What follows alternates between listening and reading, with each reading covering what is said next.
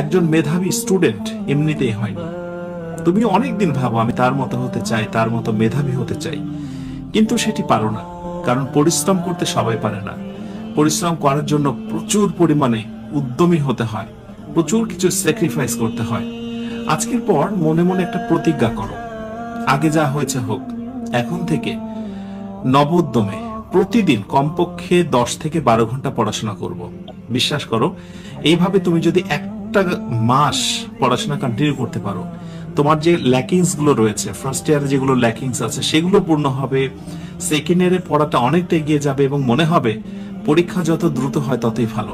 একজন মেধাবী শিক্ষার্থীর কাছে পরীক্ষা কোনো বিষয়ই না, কিন্তু যখন তুমি উইক মানি স্টুডেন্ট হয়ে যাও, পড়াশোনা অত ভালো থাকে না, তখন পরীক্ষা যেন তোমার কাছে এক অন্যরকম ভয়ঙ্কর বিষয়। ইনশাআল্লাহ আশা করি তুমি যথেষ্ট সচেতন এবং সচেতন হবে।